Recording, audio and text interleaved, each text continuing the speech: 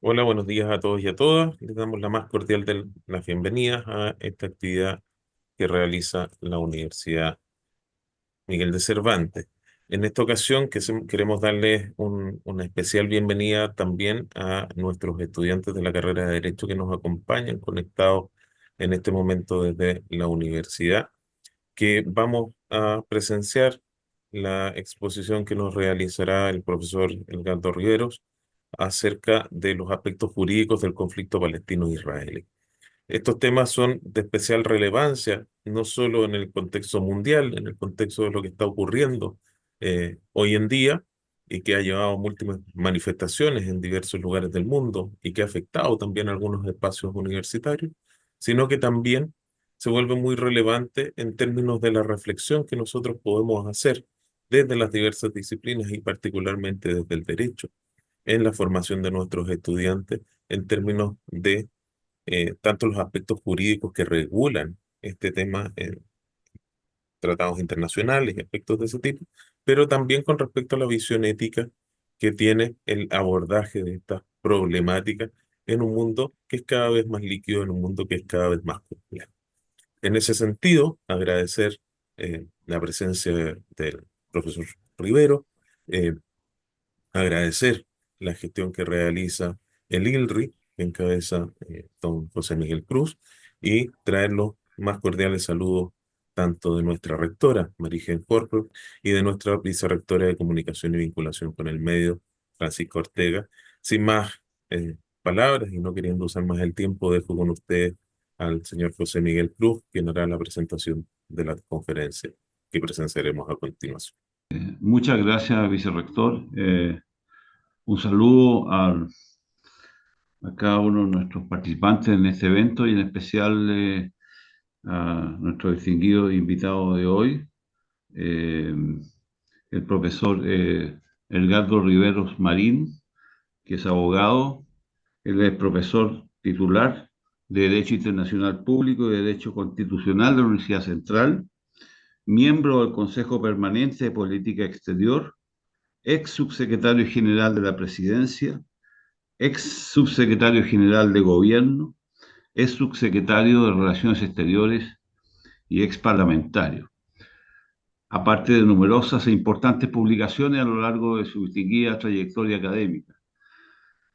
Cuesta imaginar una personalidad del nivel, de la consistencia y de la solidez que tiene el profesor Riveros para hablar sobre un tema de su especialidad, concentrado, como bien decía usted, vicerrector, en los aspectos jurídicos de un conflicto tremendamente importante que data ya de muchos años, que tiene una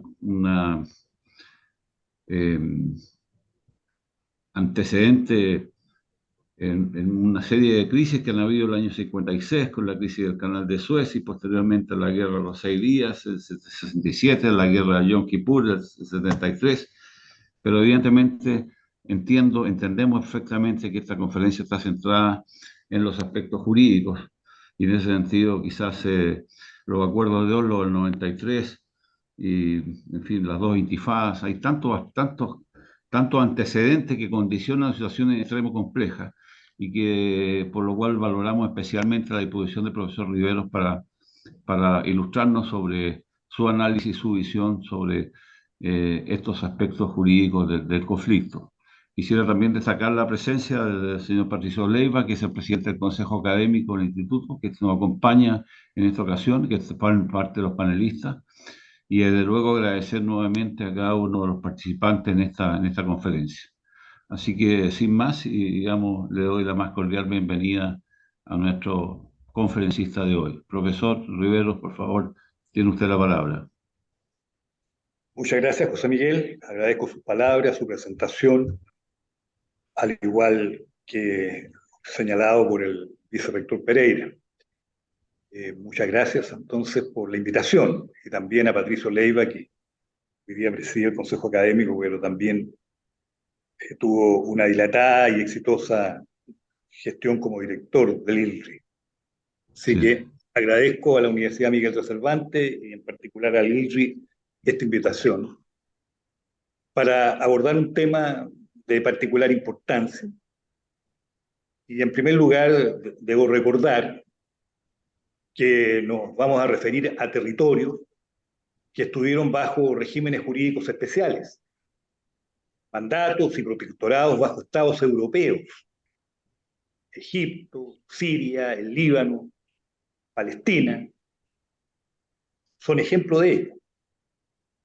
Y respecto específicamente a Palestina, debemos situarnos en los efectos de la declaración de Arthur Balfour, conocida como Declaración Balfour, que incide en la aprobación del 24 de julio de 1922 por el Consejo de la Sociedad de las Naciones del mandato otorgado al Reino Unido en la región entre el río Jordán y el mar Mediterráneo.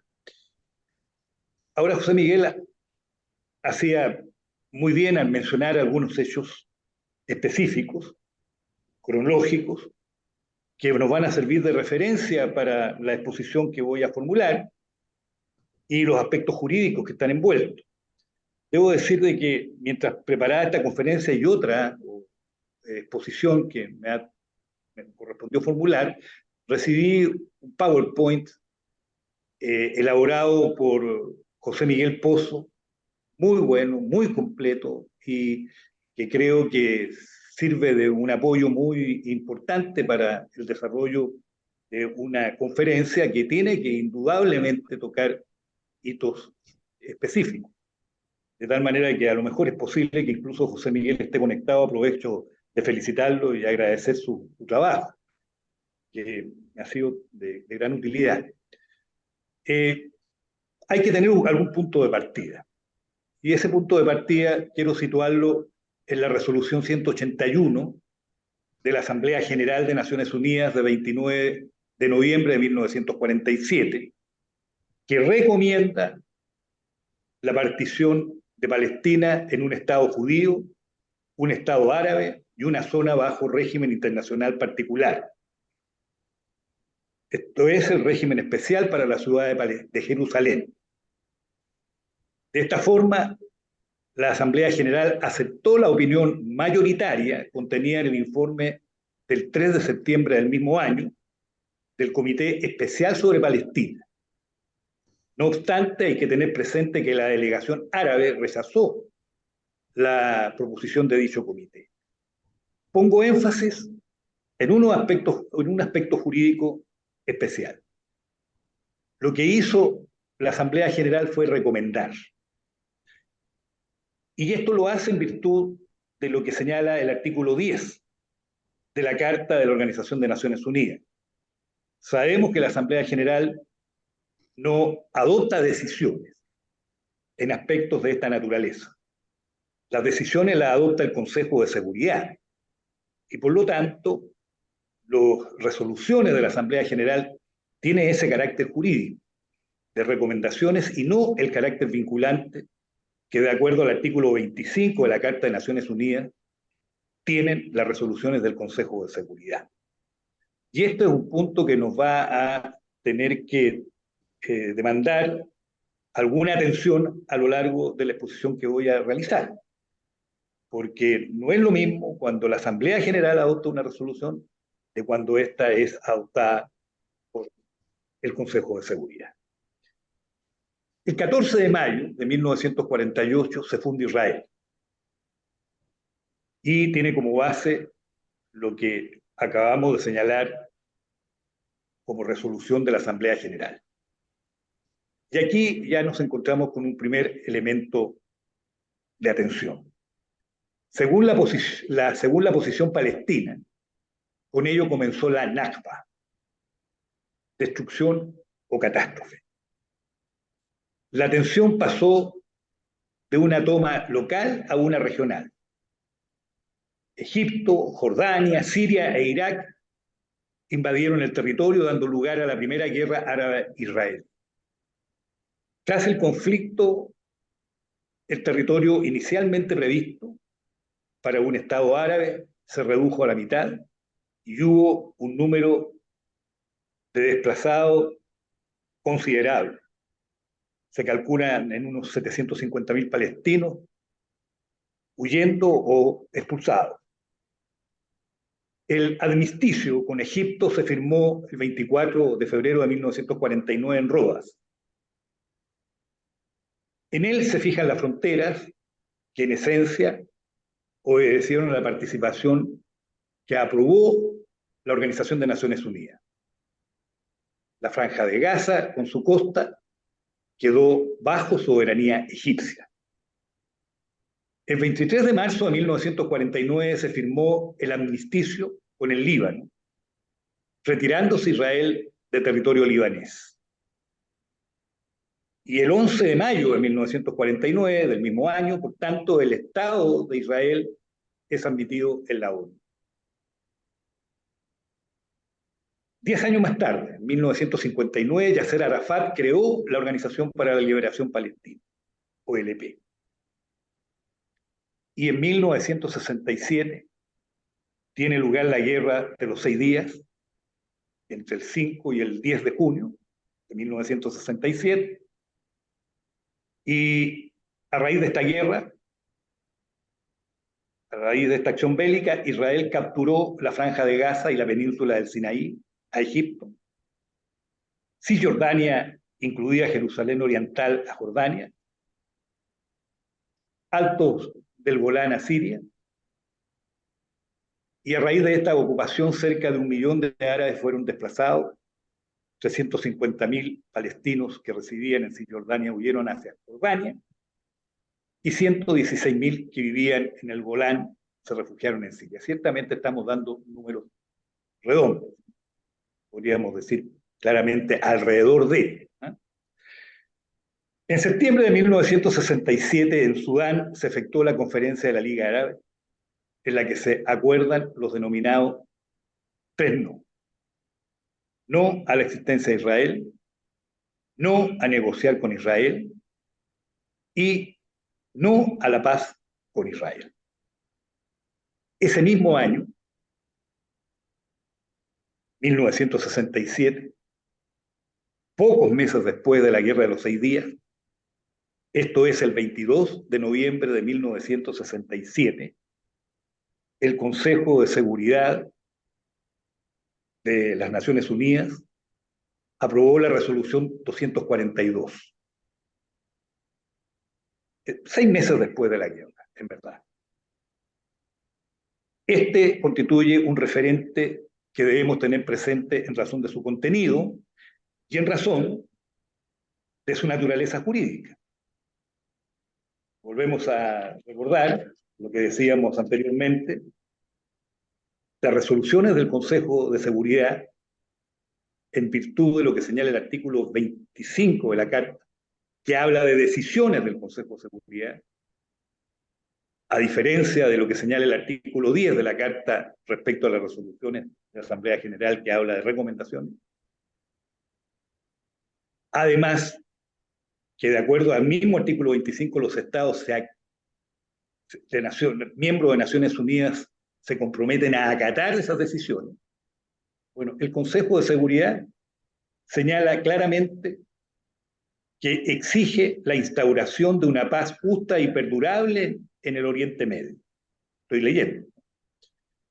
Que pasa por, comillas, la retirada del ejército israelí de territorios ocupados durante el reciente conflicto y el respeto y reconocimiento de la soberanía y la integridad territorial y la independencia política de cada estado de la región y su derecho a vivir en paz en el interior de fronteras reconocidas y seguras, al abrigo de amenazas y actos de fuerza. Este podríamos decir que es la base jurídica para lo que hoy conocemos como una perspectiva de posibilidades de concretar la existencia de 2 estados con fronteras seguras y reconocidas internacionalmente. De tal manera que esta resolución creo yo que hay que tenerla siempre en vista. El 6 de octubre de 1973 se produce la guerra de Yom Kippur, la cual se refería José Miguel, Egipto y Siria con Israel, que trajo como consecuencias que Siria avanzara en la recuperación territorial en el Golán y Egipto recuperó Sinaí, entregado completamente en 1982. El Consejo de Seguridad de la Organización de Naciones Unidas aprobó una nueva resolución el 22 de octubre de 1973. Esta es la resolución 338, cuyo texto confirmó la resolución 242 del 22 de noviembre de 1967 y recomendó el alto al fuego y el inicio de las negociaciones en vista de instaurar una paz justa y duradera en el Medio Oriente. Esto último entre comillas, instauración de una paz justa y duradera en el Medio Oriente. El presidente egipcio Anwar Sadat, sucesor de Nasser, que encabezó la República Árabe Unida, aceptó conversaciones con Israel. Es así como el 28 de octubre de 1973 se reunieron los generales Abdel Gamasi de Egipto y Aaron Yarib de Israel, encabezando las delegaciones para discutir la separación de las fuerzas. Se individualiza este encuentro como la primera conversación directa árabe-israelí sobre la paz. El 17 de septiembre de 1978 se firmaron los acuerdos de Camp Davis entre Menachem Begin, el ministro de Israel, y Anwar Sadat, presidente de Egipto, con presencia del presidente de Estados Unidos, Jimmy Carter. Este encuentro tuvo como resultado la firma del tratado en que Egipto reconoció a Israel y como contrapartida, ¿sí? ¿Qué ocurre? Y como contrapartida, este se retiraba por etapas del Sinaí. No formaron parte del acuerdo otros temas sensibles, como el futuro de la OLP, las alturas del Golán o el estatus jurídico de Jerusalén. Creo que en este cuadro uno tiene que poner atención cómo se van situando aquellos puntos que son los que generan mayor tensión porque no encuentran posibilidades de formar parte de los diálogos y al no formar parte de los diálogos tampoco de configuración de acuerdos, ¿no?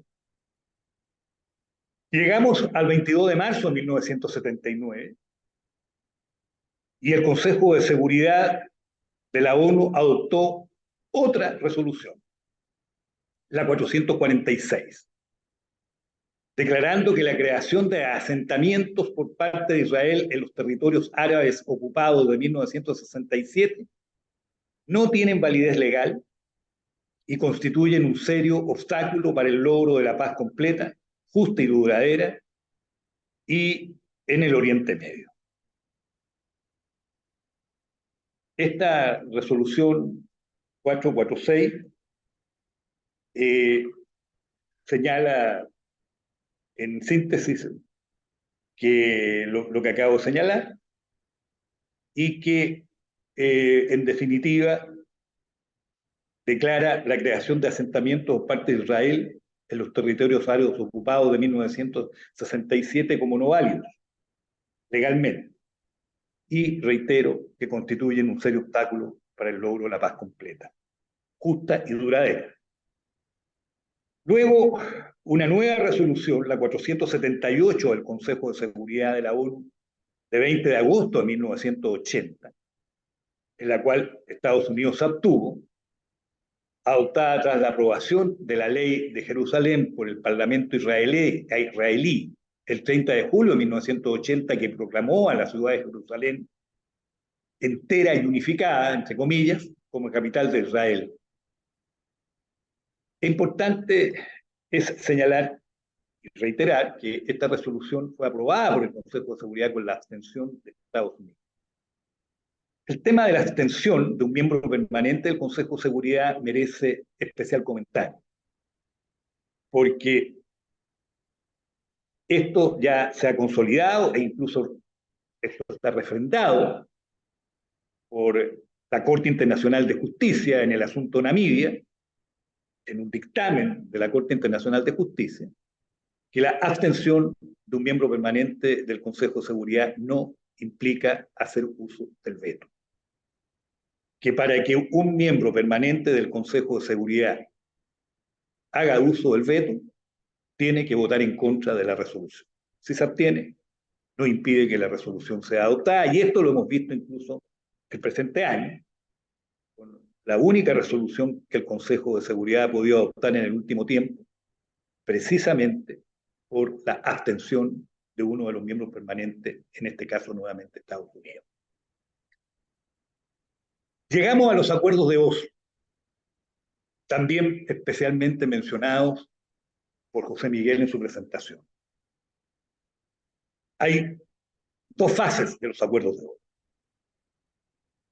19 de agosto de 1993, 13 de septiembre de 1993, firmaron Simón Peres, ministro de Relaciones Exteriores de Israel, y Mahmoud Abbas por la OLP, con presencia de Isaac Rabin, Yasser Arafat y Bill Clinton. En el acuerdo hubo un mutuo reconocimiento. La OLP reconocía al Estado de Israel y este se decide a reconocer a la OLP como representante del pueblo palestino. La OLP renunció a la violencia y el terrorismo. Podemos observar ciertamente la importancia que tienen estos puntos que surgen del acuerdo de Oslo. Pero Jerusalén Oriental no estuvo incluido en los acuerdos. Tampoco se hizo mención a la creación de un Estado palestino soberano y jamás no aceptó estos acuerdos. En mayo de 1994 se firmó un acuerdo respecto a la puesta en marcha de la autonomía palestina para Gaza y el área de Jericó, precisándose el espacio territorial que ello comprendía. Oslo II, su contenido fue esencialmente territorial, fijándose las zonas A, B y C, y quedaron temas significativos no abordados o no resueltos, como retiro total de las fuerzas de ocupación, desmantelamiento de los asentamientos ocupados en 1967, soberanía de un Estado de la Palestina y su capital, solución al problema de los refugiados palestinos. Todos estos temas fueron utilizados por Hamás para rechazar globalmente los acuerdos. Yo creo que respecto a los acuerdos de Oslo tenemos que detenernos necesariamente un minuto. Si uno observa elementos fundamentales de los acuerdos de Oslo y mira los acuerdos de Oslo como un punto de partida, no un punto de llegada, tenemos que valorar estos acuerdos. Porque los reconocimientos mutuos permitían fortalecer el diálogo. Y más que eso, desarrollar el diálogo y abordar los temas más complejos, entre los cuales están, por cierto, los que he enumerado. Pero estos acuerdos fueron rechazados por Hamás, como he dicho globalmente, y también por los sectores más radicalizados de Israel. Pensemos que el 4 de noviembre de 1995 es asesinado Isaac Rabin a manos del ultraderechista judío Yihad Amir. Por lo tanto, esta radicalidad en el conflicto y las posiciones que hacen inviable continuar con procesos de diálogo no es algo reciente. Esto creo que hay que tenerlo en la mente porque los acuerdos de Oslo que pudieron haber abierto un camino fracasan precisamente porque hay adversarios con poder y con capacidad para actuar que hacen imposible que ello siga adelante. En 1996 fue elegido primer ministro Benjamín Netanyahu, que era uno de los opositores claros y vehementes a los acuerdos de Oslo, Las conversaciones de paz de Camp Davis del 11 de julio de 2000 son otro hito, con la participación de Ehud Baraz, primer ministro de Israel, y Yasser Arafat, Autoridad Nacional Palestina, y la presencia de Bill Clinton. Y estas conversaciones no prosperan debido principalmente a las diferencias existentes sobre Jerusalén, ciudad sagrada, fronteras y territorios, regresando a 1967, asentamientos, viviendas, colonos, ilegalidad, refugiados palestinos, calculados en una numerosa cantidad, construcción además de un muro entre Israel y Cisjordania en julio del 2002, siendo primer ministro Ariel Sharon, agudización de la violencia al iniciarse el presente siglo, entre 2000 y 2005, efectos de la segunda intifada, actos de resistencia conducidos por Hamas y la Yihad Islámica y la Brigada de los Mártires de Al-Qassam.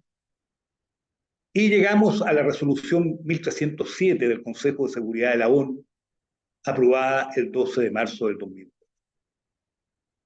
Esta resolución 1307 del 12 de marzo del 2002, reitero, parte por recordar las resoluciones 242 de 1967 y 338 de 1973, con énfasis del apoyo al concepto de una región en que dos estados, Israel y Palestina, vivan unos junto a otros dentro de fronteras seguras y reconocidas. O sea, en esto el Consejo de Seguridad ha ido adoptando resoluciones que invariablemente parten por lo señalado en 1967. Dos estados con fronteras seguras y reconocidas internacionalmente. Conferencias de Anápolis de 27 de noviembre de 2007, con presencia del presidente de Estados Unidos, George Bush, el primer ministro de Israel, Helmut Olmert, y el presidente de la Autoridad Nacional Palestina, Mahmoud Abbas. El objetivo de la conferencia era ambicioso por los temas a tratar. Acordar condiciones para la creación de un Estado Nacional Palestino, la situación de Jerusalén, retorno de los refugiados palestinos, los asentamientos judíos, retirada de Israel de los territorios árabes ocupados desde 1967. La conferencia no logra resultados, y entre otras cosas, uno de los puntos más complejos era el reconocimiento de Israel como la patria del pueblo judío, posición respaldada por Bush. Y Abbas sostuvo por su parte que habían aceptado el Estado de Israel en la antigua Palestina, pero que no fuese un Estado teocrático. Además, exigieron el reconocimiento de un Estado con los atributos de soberanía en Cisjordania, en Gaza y como capital Jerusalén Oriental. Los israelíes, por su parte, en el tema de la soberanía, se opusieron a que Palestina tuviera ejército propio, reservándose el derecho a controlar el espacio aéreo y la frontera. Barack Obama marcó algunas diferencias con el planteamiento de George Bush. Un ejemplo lo marca su discurso de junio del 2009, un discurso que pronunció en la Universidad del Cairo, que es conveniente revisar. La posición del gobierno de Obama es recogido por el plan de su secretario de Estado, es conocido como Plan Kerry, segundo secretario de Estado, del segundo gobierno de Obama, plan que no prosperó por la oposición de Israel, reflejada a través de su primer ministro Lieberman, que prefirieron mantener el status quo. El 29 de noviembre de 2012 se produce el reconocimiento de Palestina como Estado observador, no miembro de las Naciones Unidas. La Asamblea General aprobó este reconocimiento por 138 votos a favor, 41 abstenciones y 9 votos en contra. Bien, llegamos al 7 de octubre de 2023. Hace exactamente 8 meses. Esta exposición que yo formulo se hace precisamente al cumplirse 8 meses desde el 7 de octubre. 8 meses que parten con un hito trágico como la acción terrorista de Hamás, con sus efectos conocidos de muerte de 1.200 israelíes y más de 200 rehenes, y que ha merecido una amplia y enérgica condena global. Pero a ello ha seguido las acciones de represalia impulsadas por el gobierno de Israel, encabezado por el primer ministro Benjamín Netanyahu en la Franja de Gaza, la que han buscado justificarse en el principio de legítima defensa. La verdad es que esto obliga a observar y juzgar las acciones en cuanto a si ellas se ajustan a los principios exigidos para su legalidad y legitimidad, entre ellos la temporalidad y muy particularmente la proporcionalidad. Han sido 8 meses de sufrimiento humano enorme, que es lo que justifica la preocupación mundial existente y, por cierto, la precisión, la presión por una búsqueda de soluciones reales que, por supuesto, no están en la vía de la violencia, de la acción armada, particularmente en esta franja territorial de 51 kilómetros de frontera entre Israel y Gaza, 7 kilómetros de frontera con Egipto, 40 kilómetros de costa sobre el Mediterráneo, una población de 4.118 personas por kilómetro cuadrado, 1.500.000 palestinos viviendo en esa zona. Esto es lo que hace de que la Franja de Gaza sea el territorio o uno de los territorios con mayor densidad poblacional en el mundo. Y ahí han habido desplazamientos, han habido acciones que han costado la vida a muchos civiles, hombres, mujeres y niños, mutilaciones, hambre, bueno, todo lo que hemos presenciado. Desde la acción de Hamás y la reacción israelí desde ya hace 8 meses. Este principio de la legítima defensa también ha sido invocado por Irán al reaccionar ante el ataque atribuido a Israel de la misión diplomática y consular en Damasco. La verdad es que ningún acto de represalia, por su temporalidad y por su magnitud, que exige proporcionalidad, aceptan, creo yo, el tamiz, los elementos para consolidar la idea de una legítima defensa. Han habido diversas acciones e incluso crítica, y creo que justificada, particularmente hacia el órgano que Naciones Unidas tiene encargado por velar por la paz y la seguridad internacionales, que es precisamente el Consejo de Seguridad. El Consejo de Seguridad recién el 25 de marzo del 2024 de este año, con la abstención de Estados Unidos, vale decir, sin el veto de Estados Unidos, pide el alto al fuego durante el mes del Ramadán, que había comenzado el 11 de marzo, exige la devolución de 130 rehenes secuestrados en Israel y retenidos en la Franja de Gaza, otro elemento que golpea a la conciencia humana, que es el secuestro y la captura de rehenes como instrumento de presión y de guerra. E hizo hincapié en la urgente necesidad de permitir que la ayuda humanitaria llegue a la población de Gaza. Incluyó asimismo una exigencia de que las partes cumplan con sus obligaciones conforme al derecho internacional en relación con todas las personas detenidas. Concluyo haciendo una mención a los procesos que están en marcha ante la Corte Internacional de Justicia y también ante la Corte Penal Internacional. Ante la Corte Internacional de Justicia hay un proceso iniciado por Sudáfrica contra el Estado de Israel el 29 de diciembre del 2023. Este proceso está caratulado aplicación de la Convención para la Prevención y Sanción del Delito de Genocidio en la Franja de Gaza.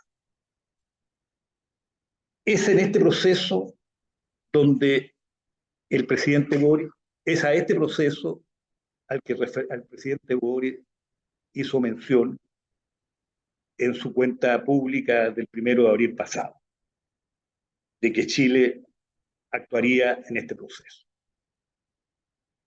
El canciller, a mi juicio, oportunamente ha precisado cuál es la forma en que Chile actuaría. Y la forma en que Chile actuaría es haciendo uso del artículo 63 del Estatuto de la Corte Penal de la Corte Internacional de Justicia. Repito, artículo 63 del Estatuto de la Corte Internacional de Justicia. El artículo 63 de la Corte Internacional de Justicia permite que un Estado que es parte de el tratado que se menciona como fundamento de una acción por un Estado pueda actuar como interesado, como un tercero interesado, porque pueden haber elementos de interpretación del tratado del cual se parte, en este caso la Convención sobre el Genocidio. Hasta el momento no sabemos cuál va a ser el elemento claro y que el gobierno de Chile va a plantear en este juicio, que tiene como partes intervinientes a Sudáfrica demandante e Israel como demandado. Y como digo, todos los estados, de acuerdo al artículo 63 del Estatuto de la Corte Internacional de Justicia, que son parte en este caso de la Convención sobre Genocidio, podrían en un momento determinado, como Chile lo ha anunciado, exponer su punto de vista como interesado. Este es uno de los juicios.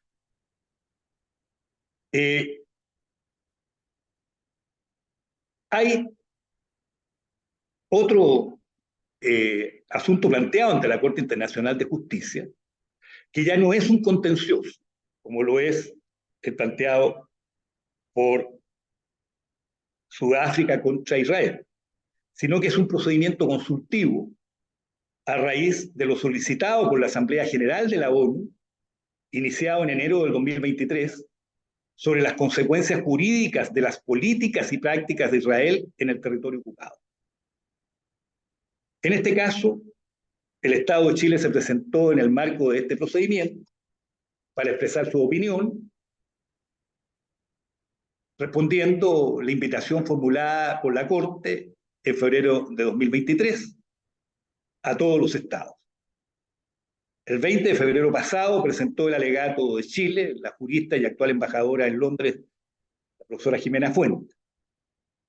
Y bueno, Chile hizo su formulación en este juicio, que como digo, no es un contencioso, es actuando la Corte en su facultad consultiva, a raíz de lo planteado por la Asamblea General, y Chile hizo su presentación basado en una política que podemos considerar de Estado, y que tiene como referente es que Chile estableció relaciones con la OLP en 1994, reconociéndola como representante del pueblo palestino, y el 7 de enero del 2011, un gobierno de signo distinto, el primero se produjo en 1904 bajo el gobierno del presidente Frei Ruiz-Tagle, segundo en enero de 2011 bajo el gobierno del presidente Piñera. El gobierno de Chile reconoció oficialmente a Palestina como Estado, libre, independiente y soberano. Y lo último es la actuación de la Corte Penal Internacional. Hay denuncias ante la Corte Penal Internacional, entre ellos uno presentado por un grupo de abogados chilenos, la mayoría de ellos argentinos, y también, o algunos de ellos, abogados de origen palestino, y también está la actuación del fiscal de la Corte.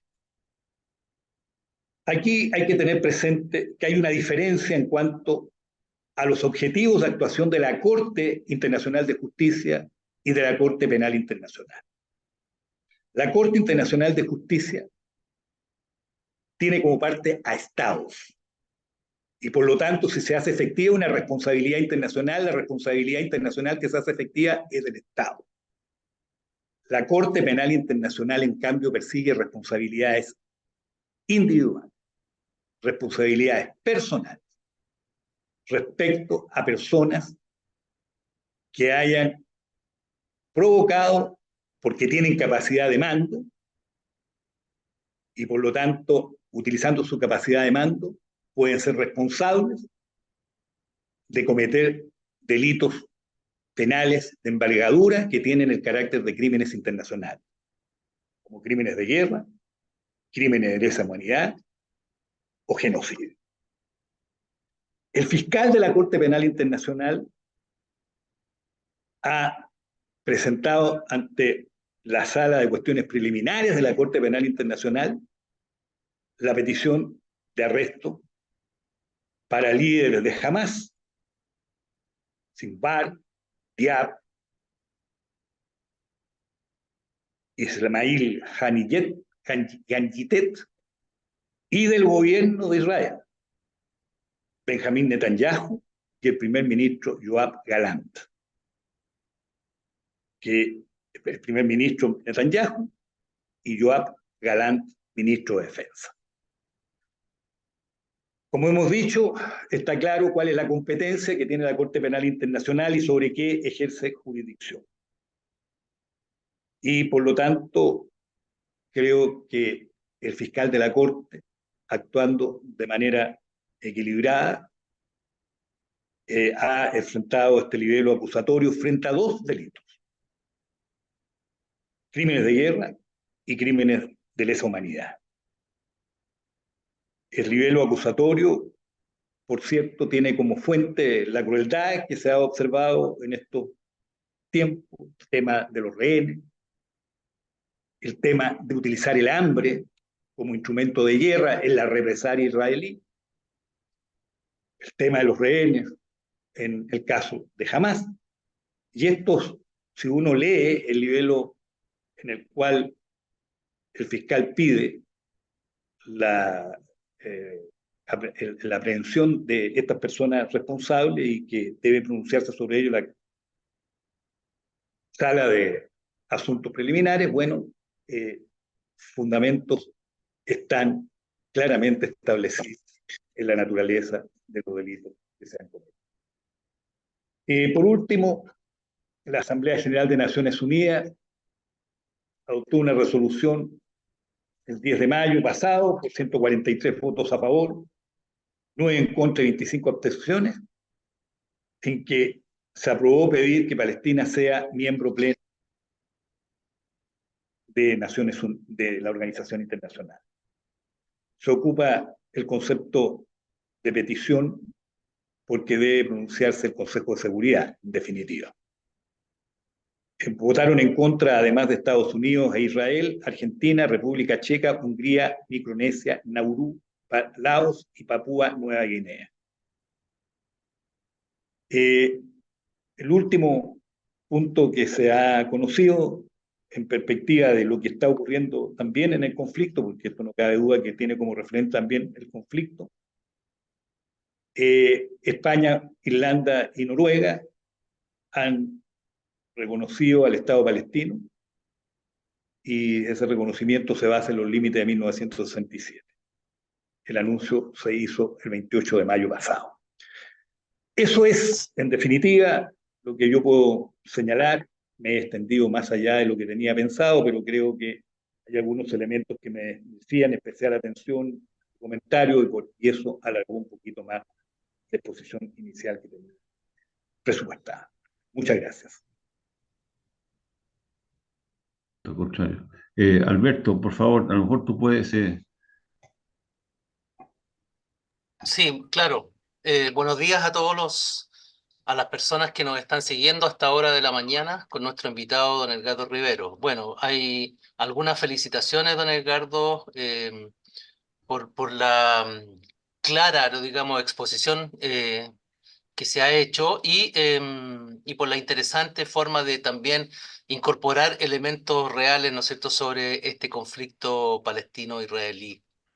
Hay una pregunta solamente en el chat, por lo menos, que dice relación con si usted puede emitir algún comentario, ¿no es cierto?, o opinión sobre el tema de, interpreto yo, de qué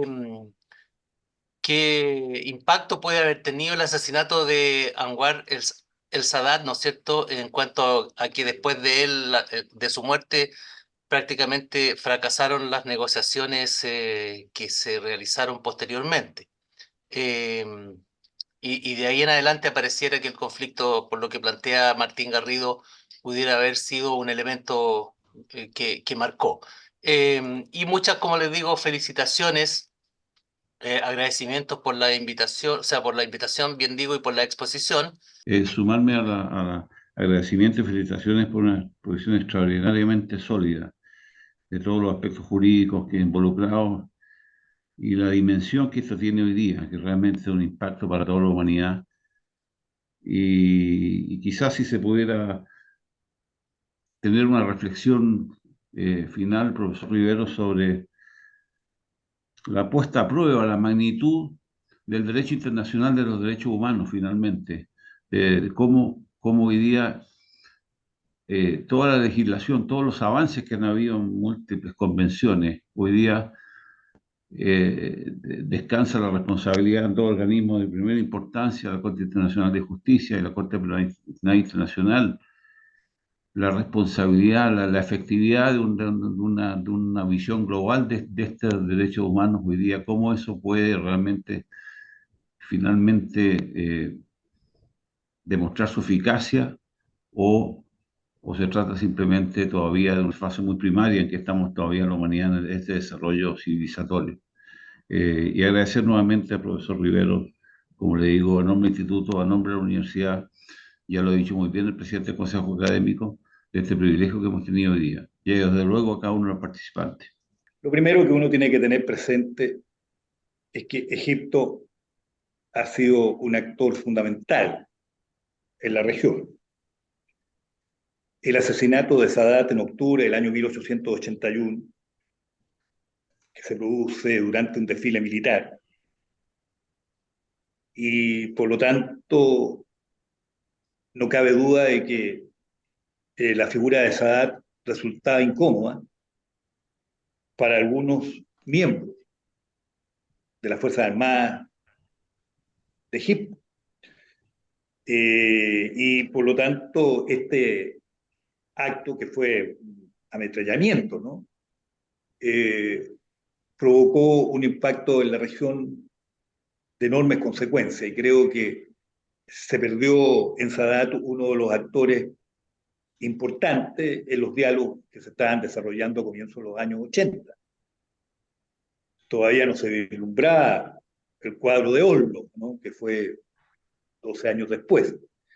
Pero en todo caso creo que indudablemente, y la pregunta es muy atinente, la muerte y la forma de la muerte de Sadat, que se produce en un cuadro de evidente división en un país tan importante para la región como Egipto, trajo consecuencias muy negativas.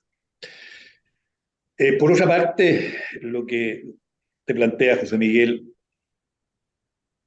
bueno, se dice que la historia de los derechos humanos y del derecho humanitario forma parte de la historia moral de la humanidad. Y yo, por supuesto, tiendo a estar de acuerdo con aquello. Desde el año 1945, los estados, porque el derecho internacional hay que comprenderlo, ¿eh? En este sentido. El derecho internacional, su desarrollo o su retroceso depende de la voluntad de los estados. Cuando se dice el derecho internacional ha fracasado en tal o cual situación, son los estados los que han fracasado. Porque el derecho internacional no es más que lo que los estados quieran. porque no hay un legislativo internacional. Las fuentes del derecho internacional, y particularmente los tratados y las costumbres internacionales, el derecho constitucional, que son las fuentes eje, es porque los estados voluntariamente han accedido a ello. Bueno, y el año 1945, después de lo vivido con la Segunda Guerra Mundial, donde la afectación a los derechos fundamentales fue algo evidente, de magnitud insospechada, los estados tomaron conciencia, los gobernantes, que son los que en definitiva representan a los estados, tomaron conciencia de que el tema de los derechos humanos no podía ser una cuestión que estuviera entregado a la voluntad y a la suerte de los estados fronteras adentro, y que la comunidad internacional organizada no solo tenía el derecho, sino que el deber de actuar frente a situaciones en las cuales hubiera vulneración a los derechos fundamentales. Y junto con ello la evolución del derecho humanitario, que es el derecho que opera en conflictos bélicos, esencialmente. O incluso no habiendo conflictos bélicos internacionales, conflictos bélicos internos. De allí que hubo que crear, al término de la Segunda Guerra Mundial, tribunales ad hoc para juzgar precisamente los delitos de crímenes de guerra, crímenes de lesa humanidad y genocidio. Pero esos eran tribunales ad hoc que tuvieron en su origen una precariedad jurídica, porque fueron tribunales que fueron creados con posterioridad a los hechos que se iban a juzgar. Y de allí surgió la idea de crear la Corte Penal Internacional, para juzgar los mismos delitos, los mismos tipos de delitos que habían sido antes juzgados por tribunales ad hoc, pero ahora por un tribunal permanente, con la consistencia de un tribunal permanente. Creo que eso hay que valorarlo, porque estos últimos tiempos, diría yo, en los últimos años y medio, la Corte Penal Internacional demuestra que puede actuar frente a poderosos. No olvidemos que está actuando frente a Putin por la invasión y por la acción de guerra desarrollada en Ucrania, a todas luces vulneradora de derechos fundamentales, tanto en el plano de los derechos humanos como del derecho humanitario, con miles de desplazados, muerte, colapso de infraestructura, etcétera, y un acto de guerra de agresión, no de guerra defensiva, no de haciendo uso de la legítima defensa, sino que de agresión. Y la Corte Penal Internacional está actuando allí.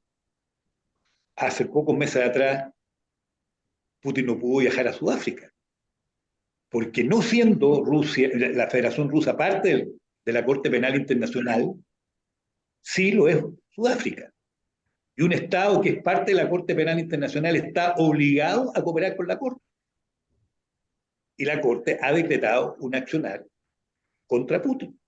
Y ahora lo hace frente a los líderes de Hamas y frente a los gobernantes, primer ministro y ministro de Defensa de Israel. De una manera, a mi juicio, también que hay que valorar porque es equilibrado en ese cuadro. Entonces, es cierto que resultados así que uno quisiera, ¿no? que hubieran con mayor claridad, no hay, pero hay una institucionalidad que ha ido avanzando, que ha ido progresando. Creo que ha habido más conciencia, que los estados estén dispuestos a ello. Hay estados que están complicados, yo sé que están complicados los estados europeos, que todos son parte de la Corte Penal Internacional, están complicados con la actuación que la Corte está generando. Pero bienvenida esa actuación. Y bienvenido, y eso hay que reforzarlo, porque los gobiernos actúan de acuerdo a lo que sus propias poblaciones exigen, que las poblaciones de los diversos países sigan tomando más conciencia acerca del valor de los derechos humanos y del derecho humanitario, para exigir de los gobiernos conductas coherentes con aquello, y para que expresen su voluntad a nivel internacional, para que la institucionalidad internacional actúe. Yo creo que eso es muy importante y es muy significativo. De nosotros depende. Y por eso que creo que uno siempre que tiene que estar dispuesto, con todas las limitaciones que uno puede tener de diversa índole, entre otras de conocimiento, a estar dispuesto a participar en todo debate donde hay un espacio para generar ideas en torno a esta materia. Así que le agradezco mucho, José Miguel, que usted haya puesto el tema en los términos que lo hizo. Sí, don Edgardo, tenemos otras preguntas que las voy a aglutinar, digamos, en temática. Hay usted algo de todo ha deslizado en su intervención reciente.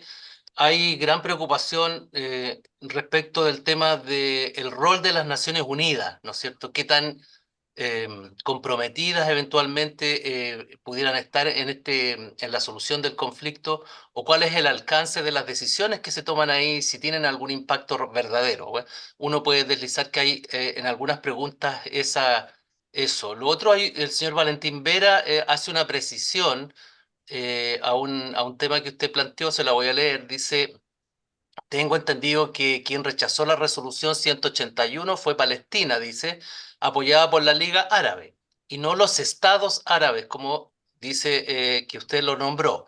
O sea, Palestina rechazó la existencia de Israel, que luego fue apoyada por la Liga Árabe, iniciándose la guerra de independencia de Israel con la invasión de Siria, Cisjordania, Egipto, Irak y otros sobre esta tierra.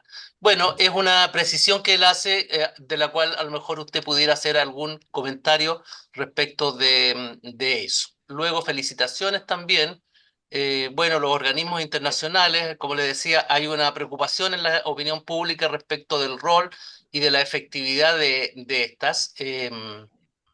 Y bueno, y evidentemente se hace presente también qué es lo que va a suceder en el futuro, el desenlace del conflicto, hacia dónde puede derivar esto. Aparentemente, efectivamente, ¿serán los acuerdos de paz posibles de alcanzar? Hay una pregunta ahí que está presente, ¿no?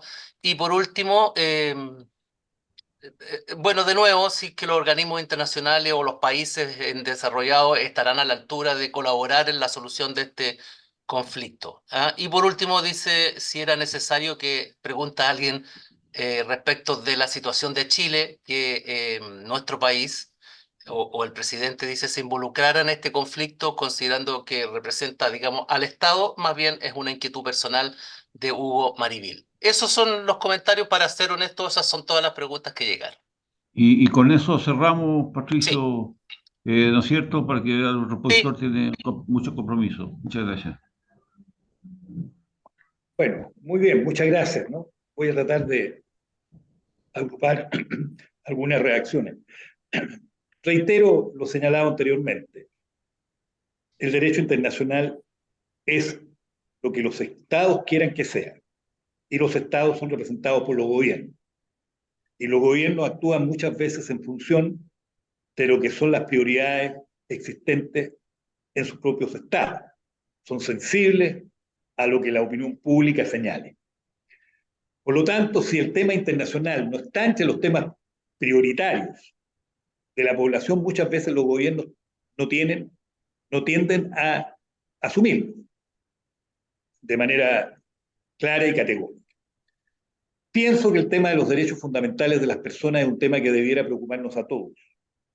Y por lo tanto, cada vez que hay situaciones en las cuales estén ellos comprometidos, los estados debieran actuar, y debieran actuar primero por conciencia propia y en segundo lugar porque sus propias poblaciones así se lo demandan. Hay estados, hay gobiernos que confunden muchas veces los principios y se tratan de escudar del escrutinio internacional haciendo valer el principio de autodeterminación, olvidando que el principio de autodeterminación no es el principio de autodeterminación de los gobiernos, que no existe consagrado en el derecho internacional. El principio que existe consagrado en el derecho internacional es el de autodeterminación de los pueblos. Y cuando hay gobiernos que no cumplen con los derechos fundamentales de su propia población, lo que están vulnerando es precisamente el principio de autodeterminación de sus pueblos. Por lo tanto, es una doble falta lo que esos gobernantes cometen. De tal manera de que creo yo que en eso hay que estar atentos, solidarizarnos y actuar de manera adecuada y, desde luego, consciente de que, en definitiva, los derechos de las personas deben ser siempre prioritarios, porque los estados sirven a las personas y no al revés. Por otra parte, bueno, Sí, lo que ocurre es que los estados árabes son los que actúan, porque son los estados árabes los que tienen presencia en los organismos internacionales. Palestina todavía no logra la membresía plena en Naciones Unidas, por ejemplo. Muchas veces, claro, los estados árabes asumen o piensan que están asumiendo lo que son los intereses del pueblo palestino. Así que puede que por eso haya ese elemento que pudo haber llamado a la confusión. Y la reacción inicial, por supuesto, a la creación de Israel fue de los países árabes, todos los cuales ya podían actuar, digamos, en el plano internacional como tal.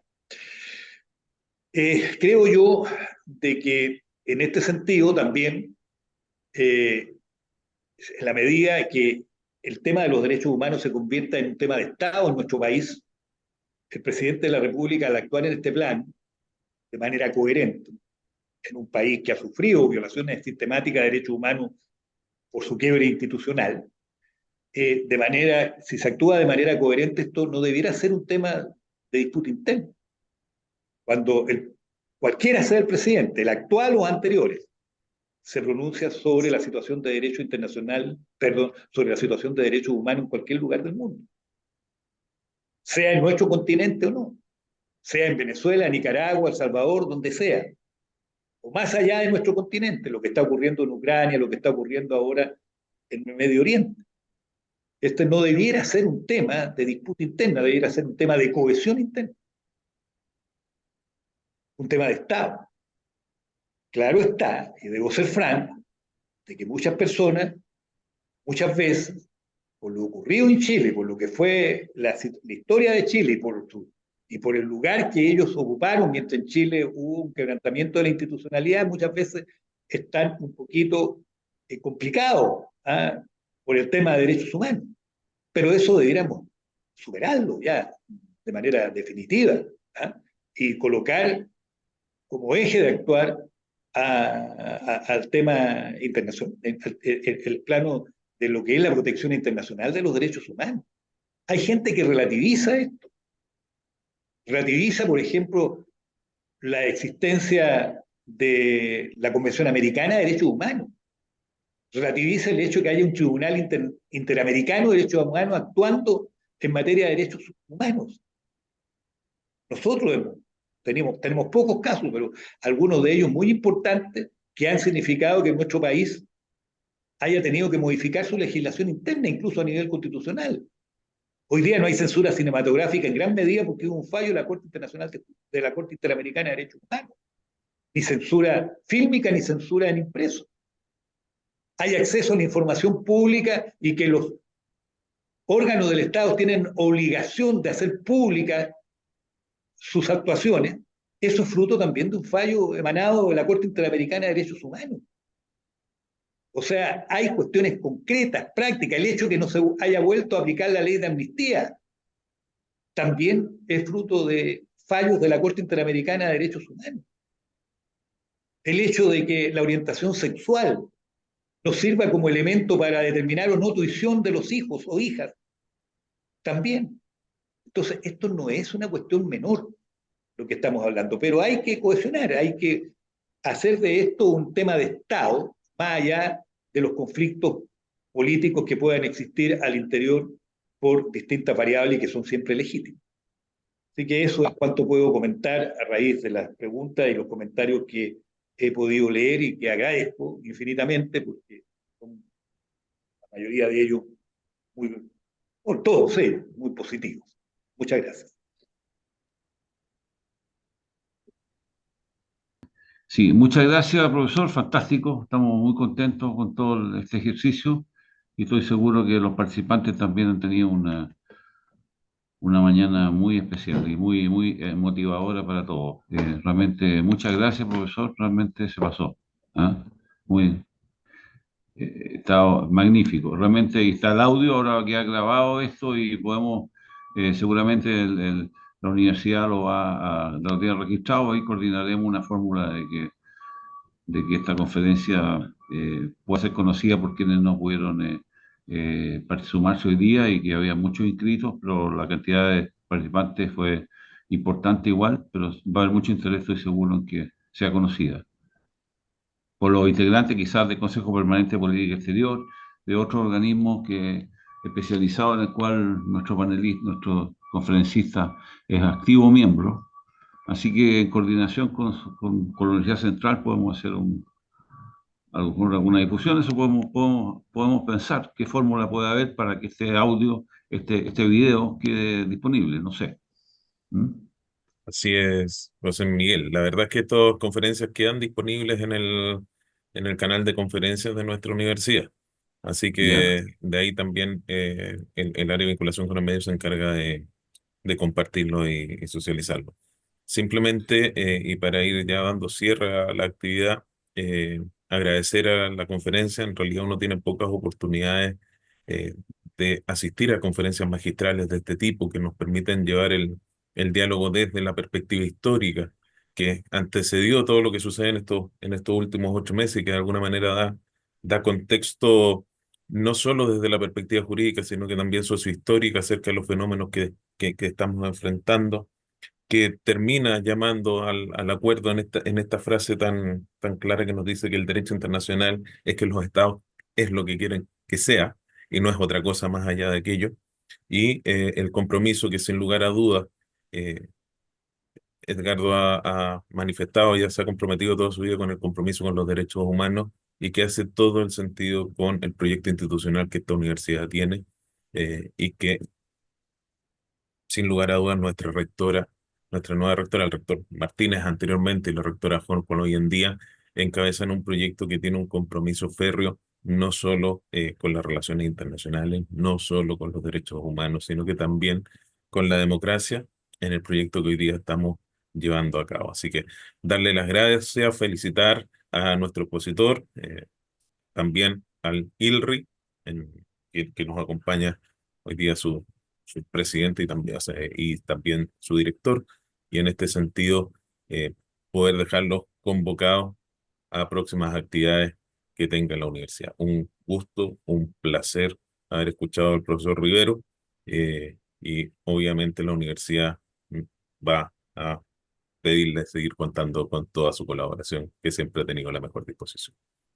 Muchas Muchas gracias a gracias. ustedes. Pues yo me siento en la casa, si soy miembro de la Junta Directiva de esta universidad. Así es. Muy bien, pues. Muchas gracias. ¿Eh? Hasta luego. Que esté Y muy bien. gracias a todos los que han tenido la posibilidad y la gentileza de participar. ¿Eh? Que esté muy bien. Muchas gracias.